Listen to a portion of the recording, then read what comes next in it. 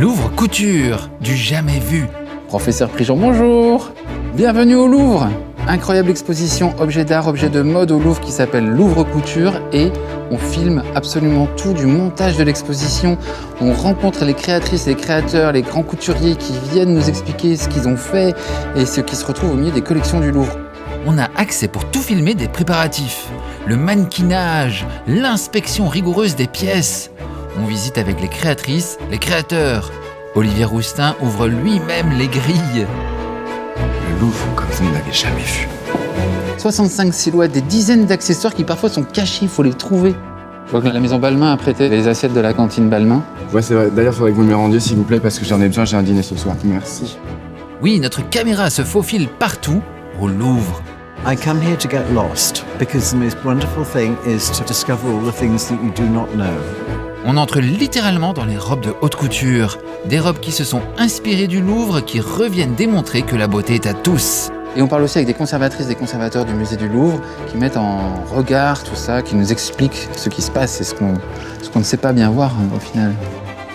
Marine Serre, Chanel, Maria Grazia Chiuri, Simon Porte-Jacquemus visite le Louvre pour la première fois. C'est ma première fois que je viens au Louvre de ma vie. Aujourd'hui ? Aujourd'hui. Dries Van Noten bluffé devant la dernière robe d'Azedine Alaya. Mon Dieu. Iris Van Herpen, Rabi Kérouz, tellement ému d'entrer ainsi au Louvre.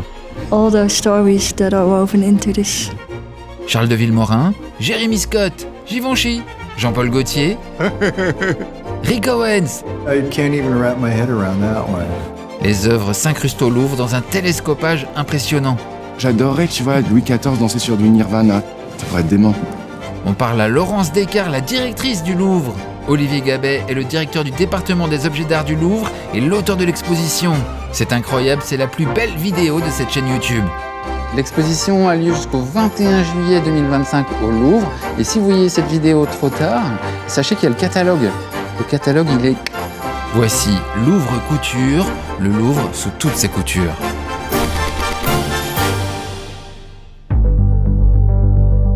L'exposition Louvre Couture est voulue pour ça, faire venir aussi les Parisiennes et les Parisiens au Louvre et aller dans les départements peut-être moins visités que la Joconde et la Victoire de Samothrace pour passer du temps devant les merveilles du gothique, des salles Louis XIV et de la cafetière en or de la Pompadour. Quelle est l'importance de cette exposition au Louvre ? C'est un projet auquel on réfléchit depuis longtemps avec Olivier Gabet. Je crois que notre conversation, elle a en fait commencé il y a presque 15 ans. Quelque chose comme ça, au moment de la vente Saint-Laurent. Depuis des mois et des mois, Olivier Gabet, le directeur du département des objets d'art au Louvre, prépare son exposition. Ici, en fait, c'est l'atelier de mannequinage le plus chic de l'histoire du monde des expositions de mode. Avec quand même les tentures de l'histoire de Scipion, les cartons, des quelques bronzes sublimes. Je pense qu'elle est bien là.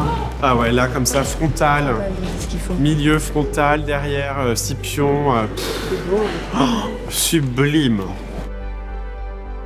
Je voulais que ce soit quelque chose qui soit unique, qu'on ne puisse voir qu'au Louvre. Et donc tout de suite, on s'est dit, on ne le fait pas dans un espace d'exposition, on le fait au cœur des collections. Et ça m'intéresse beaucoup, parce que je suis convaincue qu'il faut, dans ces lieux patrimoniaux, historiques très forts, qui sont magnifiques, qui appartiennent à tous, il faut croiser les regards et croiser les publics. Donc c'est ça le projet. J'enlève des épingles.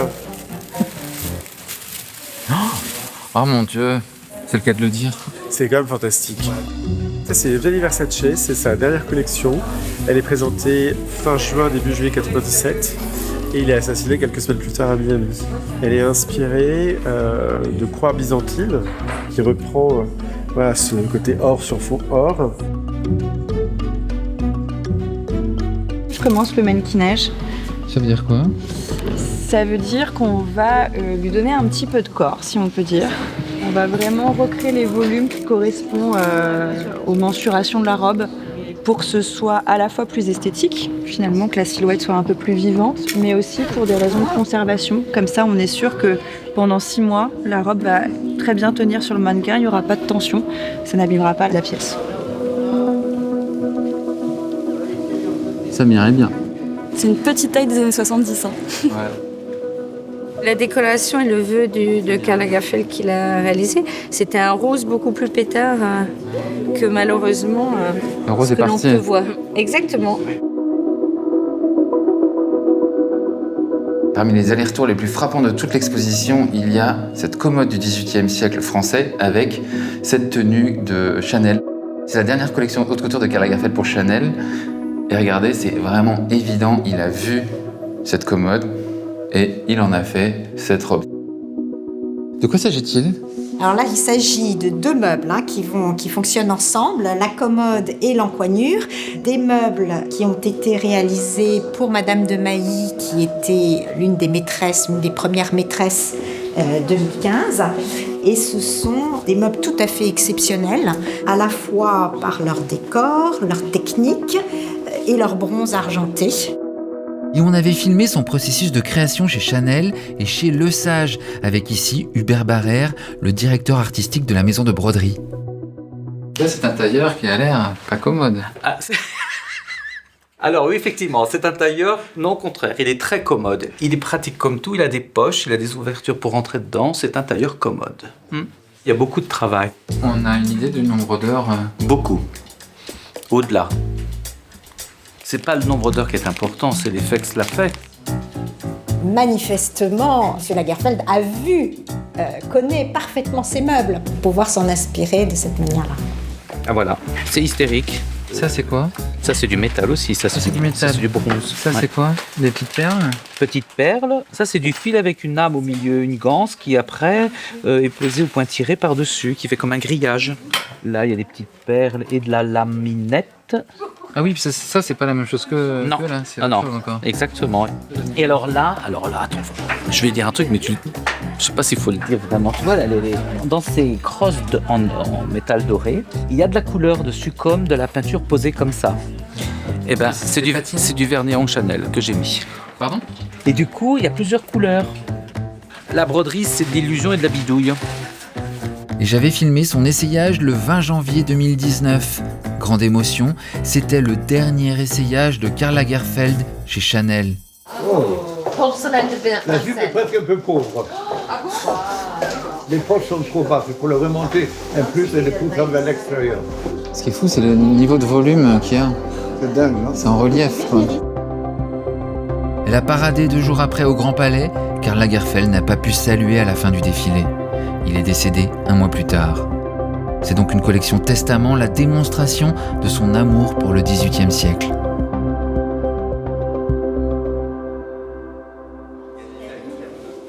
En fait, c'est des petits maillons, des petits carrés, avec des crochets, 4 crochets. Et comment la femme fait ? Elle le porte nu sur le corps, c'est ça ? Ah oui, elle le porte nu. Au début, c'est très froid, c'est gelé, et après, très rapidement, ça se met à la température du corps. Oui, logique. Ouais. Et elle, en plus, elle a été portée par Brigitte Bardot, donc... C'est pas vrai. L'idée n'était pas seulement de mettre de la mode dans les salles du Louvre, parce que ça, c'est tout à chacun peut le faire, mais c'est de se dire, il y avait un angle on est au département des objets d'art, donc comment les créateurs regardent les collections anciennes, ce qui est déjà un angle de vue assez particulier. What is your personal relationship to the Louvre Museum? A child-do relationship.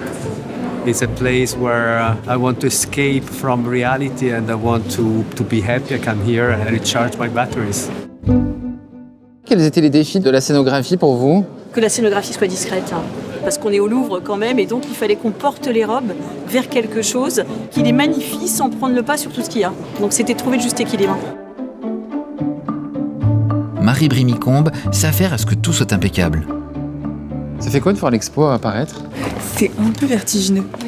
Il y a un côté très excitant et en même temps on a peur aussi. Parce que pendant des mois, on a travaillé là-dessus en petit comité, ça reste assez privé. Et là, ça y est, ça va être donné à voir au public. Donc c'est un peu la période des doutes aussi. On se dit, mais en fait, est-ce qu'on s'est pas complètement planté? C'est un casse-tête de quelle ampleur? Assez grand, de la taille du Louvre, de l'ampleur du Louvre. C'est quelque chose qui vous amuse? Ouais, bah oui, c'est marrant. Notre métier, c'est de prévoir l'imprévisible et de réfléchir à tout. Donc ici, vu la taille du bâtiment, c'est chouette. Je mettrais quelques centimètres plus loin. Je la pousserai un tout petit sur la ligne. Moi, je trouve pas mal, là. De quoi s'agit-il, cette silhouette? C'est une silhouette de la collection Yves Ferneau de Daniel Roseberry pour Schiaparelli. C'est beaucoup autour de Dante, il y a un côté très Schiaparelli au sens pas littéral, surréaliste, mais plutôt la Schiaparelli érudite, intellectuelle, romaine, très aristocratique. C'est un tailleur de crêpes très beau par ailleurs à réaliser. Et sur la tête, sur le buste, cette sorte d'énorme tête en laiton. C'est beau avec cette tapisserie là, c'est magnifique.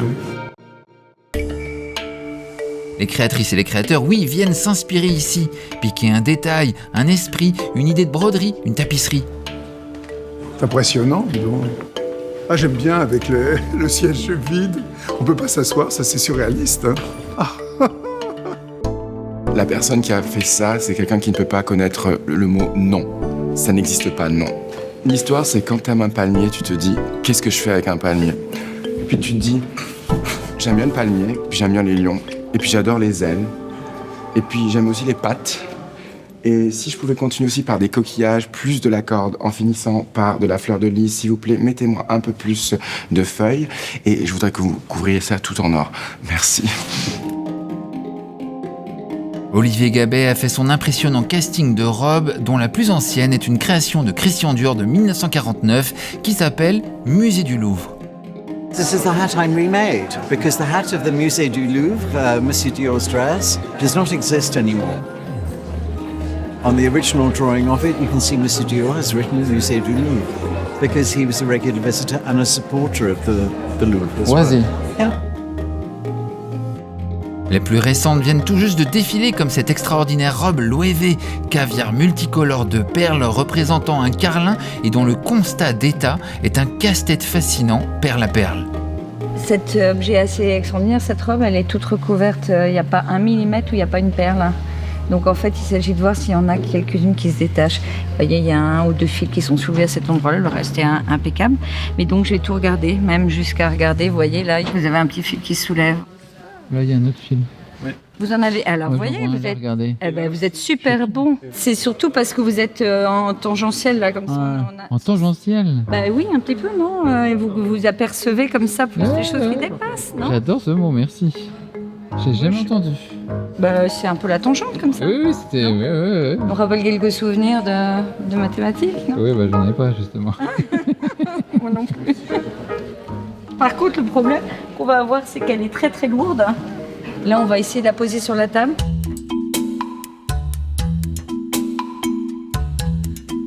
Il va falloir qu'on fasse le constat de l'intérieur également.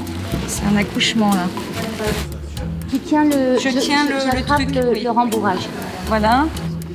Donc, on va vérifier si les fermetures ferment bien. La fermeture est claire. Les crochets, là, c'est bon. Petite tache, si tu veux la noter. Tout à fait. Voilà. Oh la vache. C'est quand même un peu lourd. Faut être claustro. La spéléologue fashion. C'est beau, hein? Ah ouais, elle est vraiment magnifique. On n'a pas de petit pug comme ça, mais on a un chien de Meissen complètement dingue avec des cheveux, des poils dans tous les sens. On va le mettre au pied. C'est un sacré duel, là, les deux chiens, là. Ils sont pas mal, hein. Ils sont pas mal, ouais. Ils sont... Bon, alors, c'est pas la même race de chiens. Non. Mais c'est vrai que les carlins, c'est génial, parce qu'au XVIIIe siècle, il y a un peu une fascination pour les chiens, et surtout pour les carlins. Il y a plein de tabatières avec des carlins dessus. Là, ici, on a mis ce très beau chien qu'on appelle le chien de Bologne, et il est un peu possédé. Il est un peu inquiétant, et en même temps, il est trop mignon. Il monte les dents, il a peur, ou il défend, on sait pas trop. Ouais, on sait pas.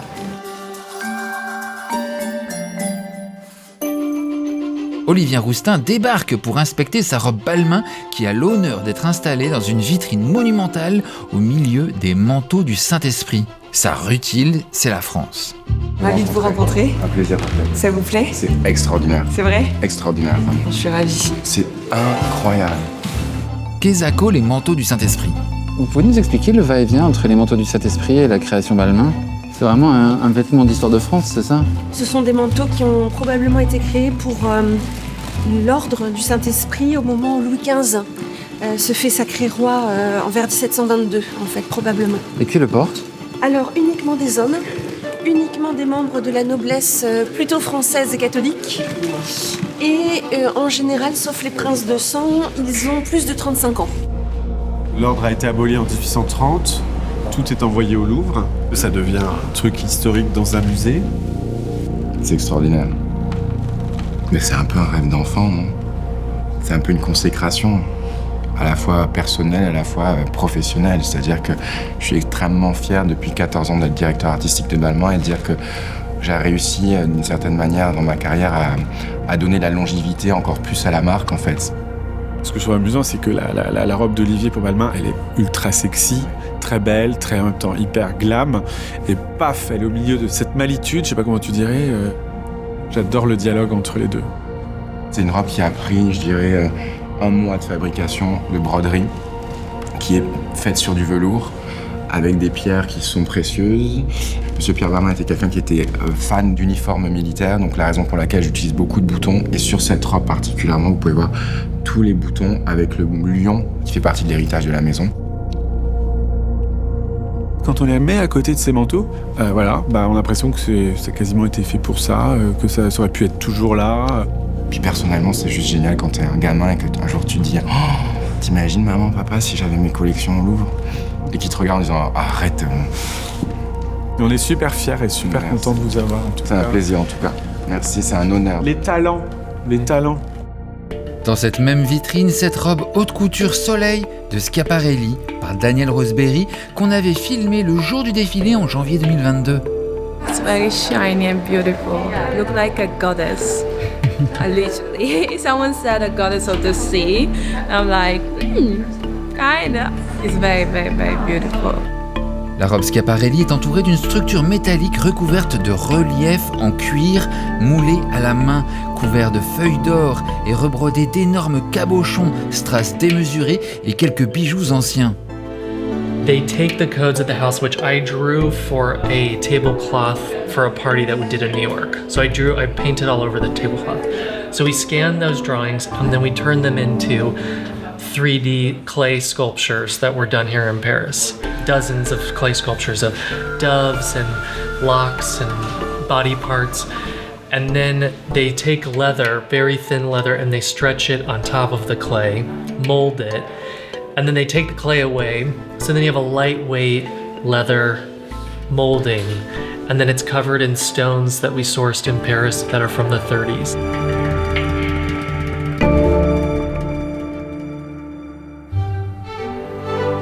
Et soudain, les salons Napoléon III, apogée d'un style d'abondance où rien n'est trop. En arrivant dans ma salle à manger, on avait décidé de faire un truc minimal aujourd'hui. C'est extraordinaire parce que si vous regardez même la peinture du plafond, comme si c'était un ciel ouvert, c'est toujours ce besoin de voler en fait, et de toucher le ciel. C'est vraiment cette notion-là en fait, qui est très napoléonienne.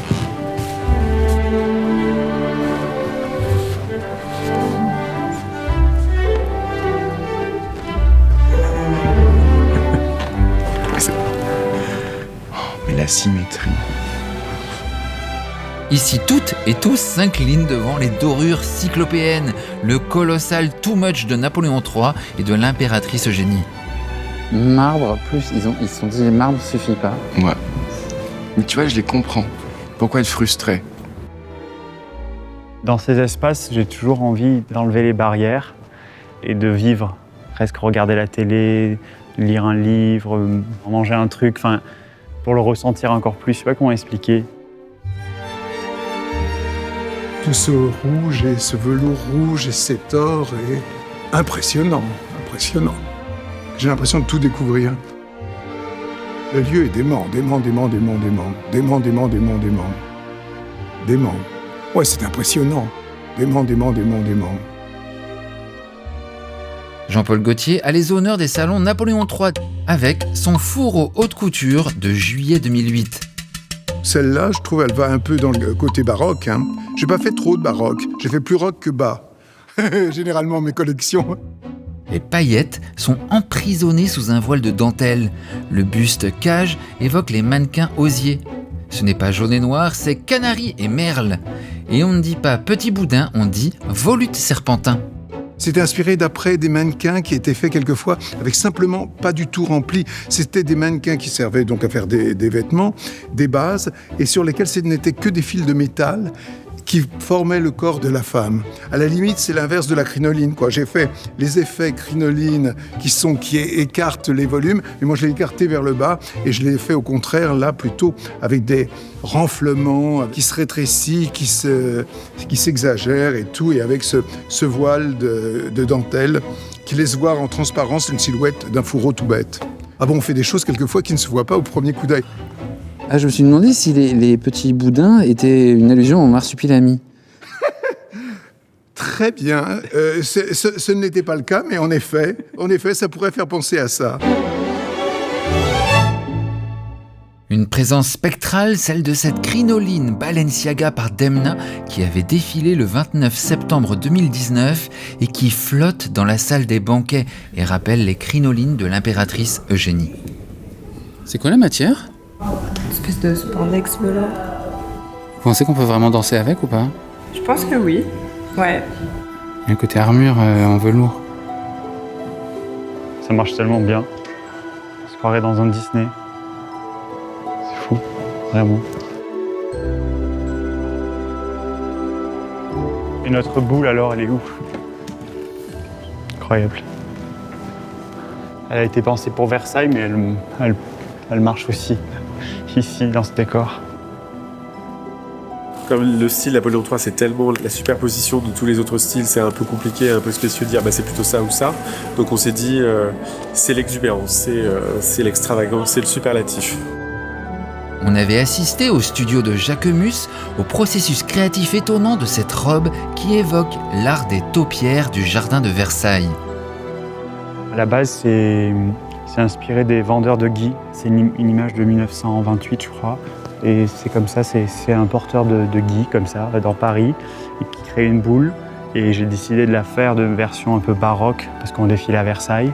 Et c'est devenu cette boule, ce rond carré Jacquemus. Sur le défilé, qui avait lieu justement dans les jardins de Versailles, la mannequin Rebecca Lee Longendijk s'amusait bien. I'm here to tell you that it's pretty heavy. But it's very structured, so it's heavy for that. J'ai l'impression que ça a toujours été là. C'est presque un objet d'art décoratif. Hein. Ça fait sens en fait. Elle est à sa place. Bonjour, vous allez bien ? Les premières mains des ateliers haute couture de Giambattista Valli se sont déplacées pour ajuster au mieux la robe à son mannequin. Vous faites des retouches ? J'ai besoin que la robe elle a l'apparence que j'ai envie. Donc je l'ai repoussée. Les tulles, malheureusement, avec les temps, tend à se baisser parce que c'est la gravité normalement. Mais nous, on travaille contre. What is the story of that dress, of this particular dress? The story is about something that it goes the opposites, so big volumes with the maximum lightness. So, try to find the balance between two opposites. That is always the trademark of my research. C'est du tulle? Oui. 1000 mètres. C'est 1000 mètres? Oui. Il faut pas se noyer dedans. Comment vous appelez ces robes dans les ateliers, vous? Les enfants. C'est ça mon nom. Good name.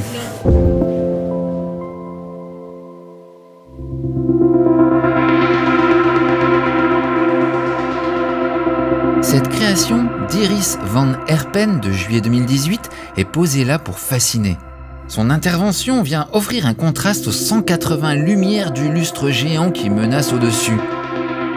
What is the name of the piece? This is the Syntopia dress. It's made in 2018 and inspired by bird motion, but seen through chronophotography. Each layer is hand-stitched to the next, so it's very difficult to see, but c'est pas vrai. These are all scenes. Ah wow. Yeah.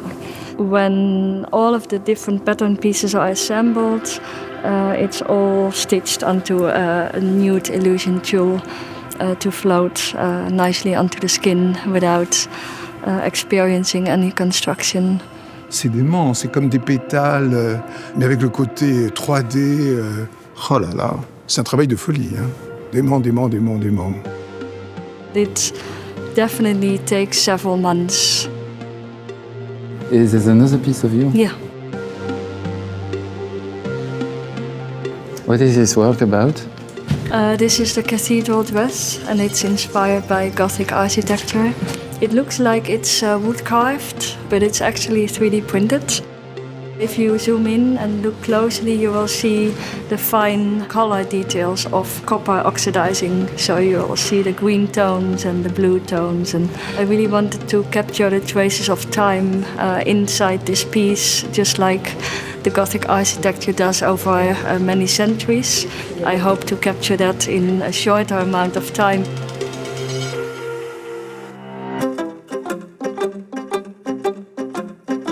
Le couturier Charles de Vilmorin vient lui-même installer sa robe, dont le froissé est mis en relation avec les exercices de drapé des statues en ivoire du Moyen-Âge. 13e siècle, 21e siècle. De quoi s'agit-il ? Alors ça, c'est une descente de croix, c'est un groupe de descente de croix. On l'a mise en regard avec la robe de Charles de Vilmorin, qui est en fait une immense robe blanche, comme si elle avait été froissée, mais sciemment. Et il y a des effets un peu métallisés. Je découvre ce matin qu'elle est placée ici et je trouve que ça fait vraiment sens parce que la robe est blanche et je pense que ça va être un truc assez sculptural quand même, un peu comme si elle était sculptée dans de la pierre avec ce côté un peu froissé. Sur le tablier, on voit des sortes de plis un peu pointus. C'est des plis à bec. Je trouve que ça faisait bien écho à la silhouette de Charles de Vilmorin. C'est hyper beau. C'est quoi la petite pochette qu'elle a dans le dos ? Ça a été rajouté après, parce qu'on l'a envoyé pour Chapelle-Rhône pour un live. Et je pense que c'était une petite poche pour mettre le boîtier du micro. Et c'est eux qui l'ont rajouté hyper bien, c'est hyper bien fait et j'adore. Quand on a cousu cette robe, on ne s'attendait pas du tout à ce qu'elle finisse ici. Enfin, c'est des choses qui arrivent comme ça et c'est un peu magique, quoi. Vous venez souvent au Louvre ? Je viens souvent, mais je connaissais pas du tout cette partie-là du musée. Enfin, hyper mal. Donc c'est trop bien de la redécouvrir. C'est trop chouette. Je suis souvent venu quand j'étais petit, avec ma famille, de Bordeaux à Paris. On venait, c'était un peu notre tradition de venir au Louvre. C'est un peu méditatif de venir au Louvre. J'adore déjà prendre le temps de venir sans mon téléphone et sans tous les autres trucs que j'ai à faire et de prendre le temps de juste d'observer, de faire du lien entre le passé, le présent, le futur. C'est assez incroyable de pouvoir avoir ce temple en fait ici d'œuvres. C'est incroyable. I've been here many times and for me it's really a place where I can travel back in history but also find inspiration to think of new disciplines that I'm putting into my work. So I come here often, yeah. Le Louvre, pour moi, c'est vraiment ça, c'est le musée. En tant qu'enfant, je venais parfois avec mes parents. Ça a été toujours fascinant et c'est énorme. Et on peut facilement se perdre. Et c'est ça que j'aime bien. Dries Van Noten semble avoir découpé ses manteaux à même des tapisseries anciennes. Et on n'est pas loin de la réalité. Un peu de styling, voilà. Patronnette. J'étais toujours fasciné par les tapisseries. J'aime bien quand on a tellement de signification que ça raconte vraiment une histoire. Et ça, c'est une tapisserie de quel siècle, du coup ? C'est baroque, moitié 17e.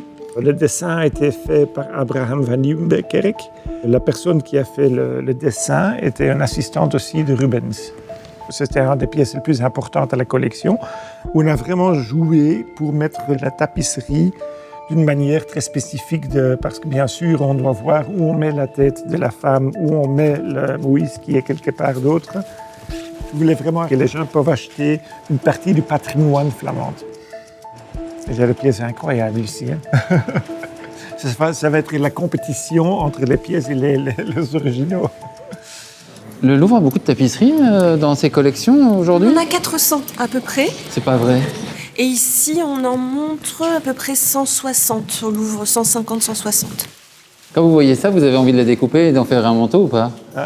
Bon, on ne va pas faire un manteau de ça, non, mais ça peut être toujours inspirant.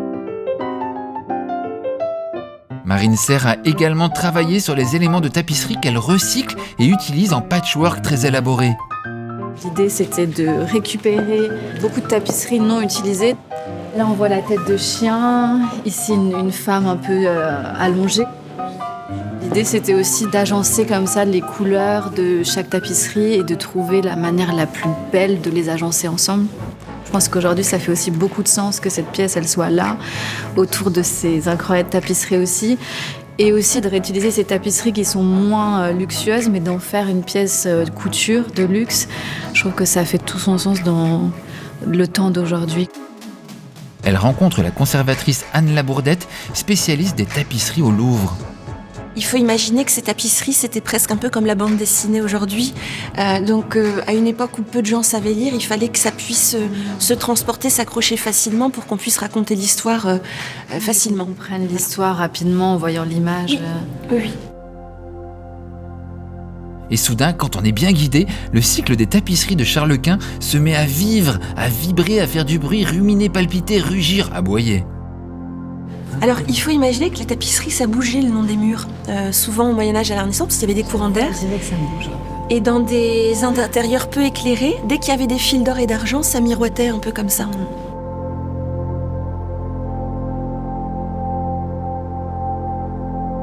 Les colliers de chien, ils sont incroyables. Je veux un comme ça pour mon chien. Je veux lui faire un collier en tapisserie, je crois. Mais les détails, c'est incroyable. Les griffes, les petits détails sur les chaussures, les petits nœuds sur le genou. Ah mince, il fait caca. Oui. On est en Flandre, on n'a pas peur d'aller dans le détail, d'aller dans le trivial, etc. Et donc, au pied de la sœur de l'empereur, vous avez un chien qui défèque au premier plan. C'est génial, moi, je trouve. Ouais. Mais c'est pas possible, je l'avais jamais vu et je pense avoir passé du temps devant. Je vais prendre une photo. On adore.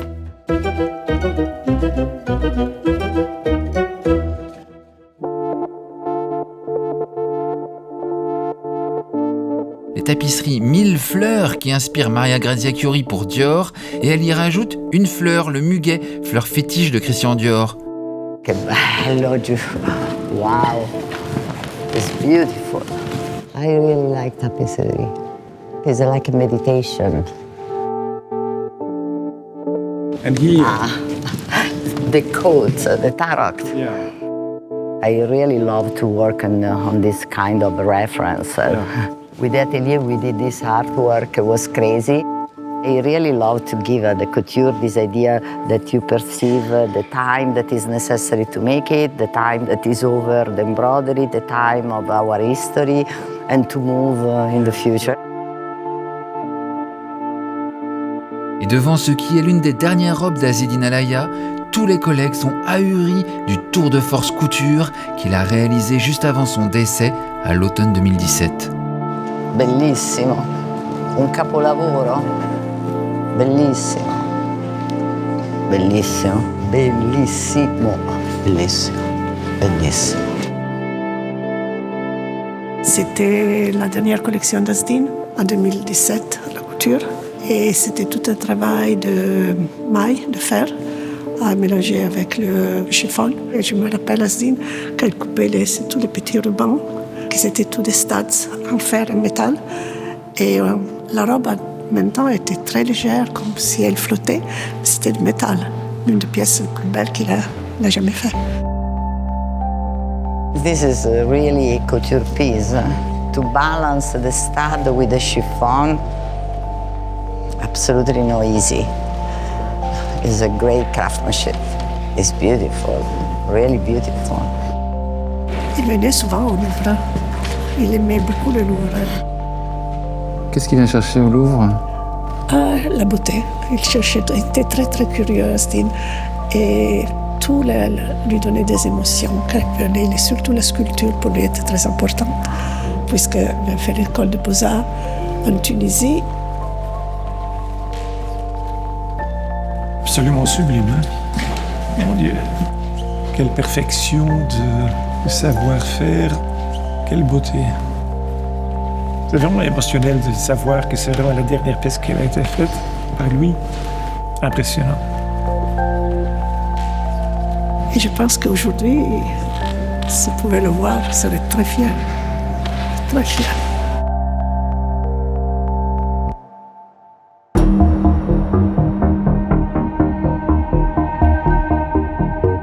Les salles des armures sont elles aussi visitées. Ce corset véritablement mythique de la collection de Thierry Mugler de 1995, porté à l'époque par Nadia Auermann, se retrouve soudain dans les ateliers de soclage dans les sous-sols du Louvre. C'est ici qu'on met en scène les objets précieux pour les rendre les plus lisibles possibles aux visiteurs. I see it already. It's in a very nice home now. It's with the appropriate friends. So this famous golden bustier is from 1995-1996, the Cirque d'Hiver, which was the 20-year anniversary collection. It was a very big show.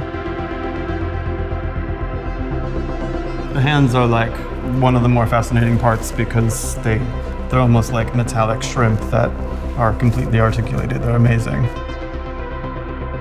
You know, Mr. Mugler, you like to work with people who came from outside of fashion. And what's exciting about this one is that the man who made it, Mr. Delcros, he started in aerospace engineering so that it had this sort of otherness in terms of its materiality. And then, you know, some diamonds on top. I like it when it's a little bit laden with contradictions like that.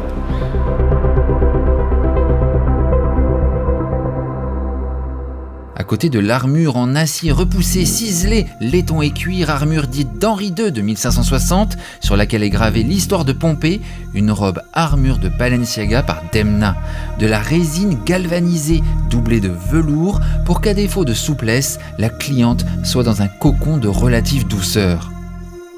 So cool. Voilà ce que Demna en disait juste après son défilé Balenciaga haute couture en juillet 2023.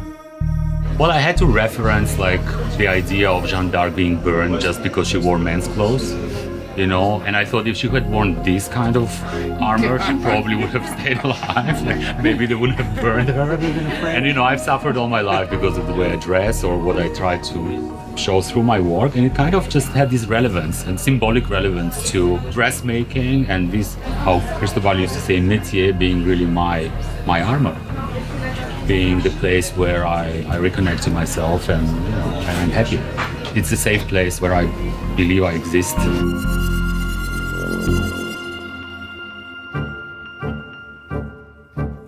Les salles gothiques et byzantines et paf, Yves Saint Laurent Couture qui répond à la couronne de Liège, couronne reliquaire rehaussée de 8 statuettes d'anges, cristal de roche, pierreries et perles.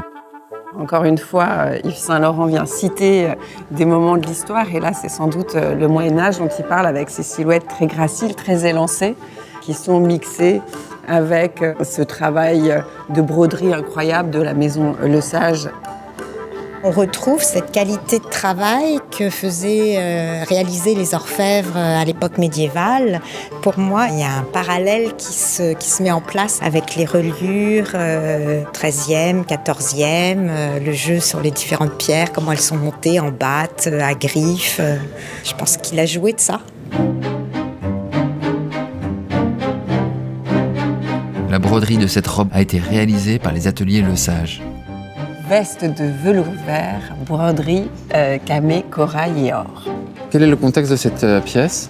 Alors là, nous sommes dans les salles des États et qui aujourd'hui abritent les collections fin 17e, début 18e, avec essentiellement l'extraordinaire collection des meubles Boulle dont dispose le musée du Louvre. Ce qu'il y a de particulièrement touchant dans la présentation de cette silhouette dans cette pièce, c'est que c'est une pièce qui est très rare en fait dans nos collections, puisque non seulement c'est un prototype, mais c'est la seule et unique pièce qui a été produite. Ce tailleur par Hubert de Givenchy qui collectionne entre autres les meubles 17e. Et comme dit Olivier Gabet, il métabolise littéralement ses références décoratives dans son travail. Regarde les poches. C'est iconique. Moi, je me souviens, il avait des chaises comme ça. Ça peut être élégant, mais ça peut aussi être mieux qu'élégant, ça peut être flamboyant. Moschino, par Jérémy Scott, cite également le mobilier français de l'âge d'or de l'ébénisterie. Voilà Jérémy Scott pour Moschino. Ce qui est intéressant dans ce projet d'exposition, c'est de montrer que les œuvres, il y a plein de strates d'histoire à chaque fois. Donc là, c'est une commode ou un meuble Boulle ou Crescent, mais tel qu'il a aussi été vu par Walt Disney et tel qu'il est vu après par un couturier. Est-ce que c'est l'histoire des arts décoratifs? Est-ce que ce qui est le cartoon? I was absolutely inspired by French furniture, cartoons, and surrealist elements. Et en fait, de cette manière, on s'en fiche un peu. Ce qui compte à la fin, c'est quand même ce résultat qui est quand même assez spectaculaire. Louis XIV's armoires and dressers and this kind of idea of these very iconic to me antiques that are like pop cultural icons, like the elements that you'd find in a glamorous chateau or a rich person's mansion. Grandfather clocks and these metal pulls on the dresser drawers, and thinking about how to bring all of that together and create it into something that's wearable art. How do you feel wearing this? I mean, you never thought that I'd be the sexiest cabinet alive, but today I am, and that's just what Jeremy does for me. I'm like, it just makes me feel so good. You're like, I can be a cabinet and sexy.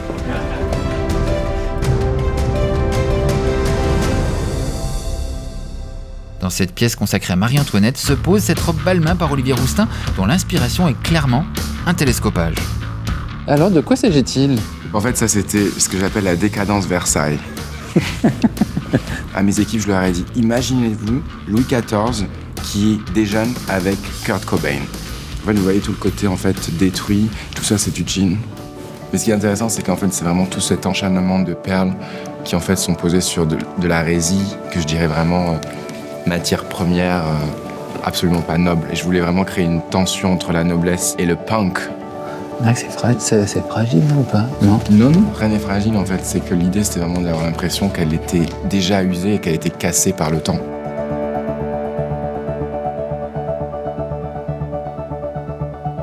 Émotion de Rabi Kérouz qui découvre sa robe au Louvre. Waouh. Ah oui, il y a une émotion là? Écoute, je viens d'arriver, je découvre ma robe au Louvre. Ça fait quoi? C'est énorme. C'est vraiment énorme. Je suis en train de le redécouvrir. C'est une pièce haute couture de 2019. C'est l'année où j'ai eu officiellement le label haute couture. J'ai tout de suite un souvenir. La veille du défilé, avec les mains qui étaient en train de le finir. Je pense que c'est une des dernières pièces sur laquelle j'ai insisté. J'avais envie qu'elle soit finie. Et je pense à Cécile qui était en train de faire une nuit blanche pour finir cette pièce. Ce qui est assez formidable dans les ateliers de couture, c'est que chaque vêtement a le nom de la couturière presque. C'est pas vrai? Tu te balades dans l'atelier, tu essaies, je veux la robe de Cécile, oui, la robe de Victoria, la veste de Mathilde. Et là, voilà, c'est le pull de Cécile qui est au Louvre.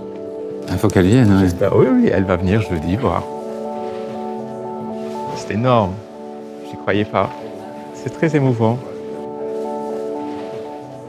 C'est quoi les endroits du Louvre qui vous rendent joyeux? Ce qui me rend joyeux, c'est peut-être les objets, parce qu'à chaque fois, j'ai envie de les emporter et de dresser une table avec, avec des assiettes ou des trucs. C'est incroyable. Ah bah c'est pour la table. Voilà, ça, mettre des pistaches dedans. Qu'est-ce que tu prendrais, toi?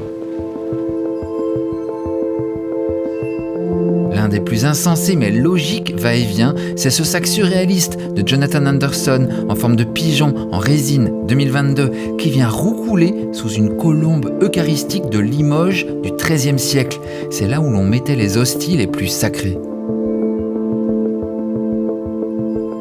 La maison Chanel a envoyé la géniale Odile Prémel, responsable des collections mode au sein du patrimoine Chanel. Et les prêts de Chanel au Louvre sont bien sûr mythiques et éblouissants.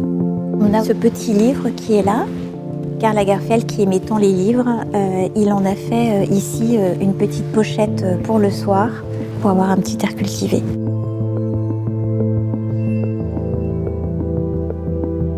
C'est un manteau qui date de la collection haute couture automne-hiver 1996 et qui reprend l'idée des paravents de Coromandel chers à Gabrielle Chanel que l'on retrouve dans son appartement de la rue Cambon. Vous remarquez des choses étonnantes ou pas alors sur celui-ci? Ah oui. Ah oui? D'abord, c'est magnifique. On est d'accord. Bon, voilà. C'est quand même un objet qui est d'une grande légèreté en termes de construction, du fait que c'est sur un organza, mais en même temps, il est vraiment lourd parce qu'il y a quand même beaucoup de matière. Du coup, ça peut quand même le fragiliser. Je voulais vous montrer la broderie intérieure du Coromandel, alors ce que la cliente même ne pouvait pas voir puisque le manteau est intégralement doublé. Donc là, nous avons le modèle du défilé qui, lui, n'est pas doublé. Beaucoup de paillettes. Il y a beaucoup de paillettes. Beaucoup. On voit ici effectivement la finesse du travail des personnages. C'est un tableau. C'est incroyable, aussi bien sur l'envers que l'endroit. Fendi est présent avec une robe haute couture imaginée par Silvia Venturini Fendi. C'est la fameuse collection à robe de vente colisée. Et ce qui est très beau, c'est qu'une des inspirations, c'est les pavements des palais romains. Donc c'est souvent des motifs très très très géométriques, très beaux, avec une espèce de cavalier de couleur. Et nous, on va le marier avec les pavements de la bâtie d'Urfé. I wanted to have a reference with Rome, and I thought that marbles are what's really so important for the aesthetic of this city. Cette veste de marquis revisitée a été créée pour un défilé qui a eu lieu au Louvre, un défilé Louis Vuitton par Nicolas Ghesquière. Et le créateur avait contrebalancé l'effet historiciste en rajoutant des baskets très futuristes au pied de la mannequin. C'est assez amusant parce qu'on challenge les ateliers à essayer de créer des formes avec des géométries ou des formes inédites en fait, ou très compliquées à réaliser, et à chaque fois ils réussissent, donc on essaie toujours d'aller plus loin. Can you tell me how does it feel to have your dress in the Louvre? It's such a peak to be not only tolerated, but to be accepted by French history. I can't even wrap my head around that one. J'avais envie d'avoir quelque chose de lui, d'abord parce que c'est un créateur important. C'est aussi un créateur de mobilier très brillant. Et que derrière, justement, l'aspect quelquefois disruptif, radical du personnage, il est quand même dans une certaine généalogie, comme ça aussi, du goût, du style, du dessin. Il parle des problématiques de culture historique, mais il le relie beaucoup plus à sa mère, qui est d'origine mexicaine. Il parle beaucoup de l'art mésoaméricain. Mais quand même, quand on voit la forme, c'est quand même assez frappant, mais pas forcément dans ce registre-là. Et pour notre œil européen occidental, c'est une forme 18e, bien évidemment. Contraste et ressemblance dans une des salles recréant l'ambiance d'un salon français très 1780 du comte d'Artois, décoré de sphinges dorées, de dromadaires dorés, d'orientalisme doré, une robe Versace par Donatella Versace datée de 2002, inspirée selon Donatella par Proust, la Pompadour et le chanteur Prince. Il y a ce côté qui est très humoristique aussi, un peu décadent, avec cette forme de porte-jartel, la dentelle dorée. C'est de la provocation érudite. Et le jour de l'ouverture de l'exposition Louvre Couture, le 23 janvier 2025, tous nos amis de la mode sont là. Vous avez visité ou pas encore? Non, mais l'arrivée. Ah, bah allez-y. La présidente du Louvre, Laurence Descartes, salue les premiers visiteurs. Les équipes du Louvre stressent encore et stressent de ne plus stresser. Tous les gens qui font des expos parlent tout le temps du baby blues de l'expo. C'est un vrai truc. C'est comme un bébé qu'on laisse, tu vois. Il part à la crèche, ça y est. It's amazing. It looks incredible, right? Are you happy with it? It's fabulous. Look how amazing it looks. It feels like this has been made fresh and new, and it's still the same. It's going to be a big game changer for other museums. They're going to be very inspired by this.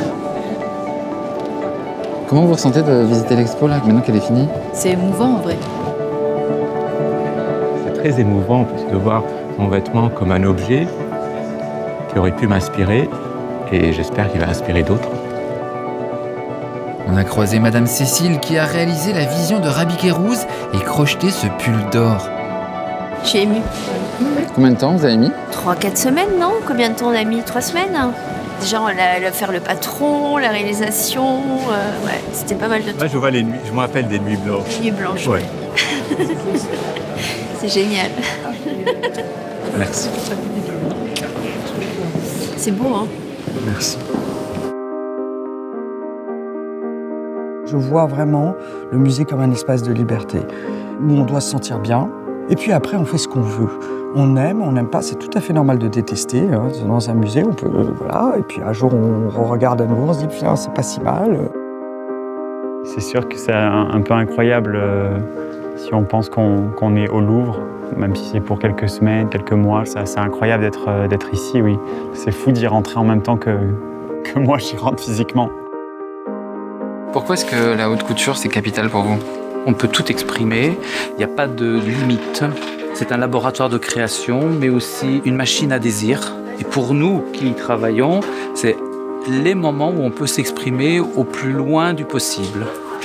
Couture is a style of mind. Je suis très heureux de voir ici que la différence entre le côté artiste et le côté artisan est en train de disparaître. I think the whole exhibition brings couture into this timeless world of the Louvre, which is creating a new perspective onto the craftsmanship that is inside fashion, because couture and fashion to me are arts. It feels very flattering. There really couldn't be a higher honor to be in the same realm of so many iconic works of art. Alors, la question à 1000 €, la mode est-elle un art selon vous? Je suis pas sûr que la mode soit un art, mais je sais que les gens qui créent dans la mode sont vraiment de grands créateurs et sont des artistes. Oui, ça c'est certain, c'est certain. On était bien, non? On était bien. Merci la couture.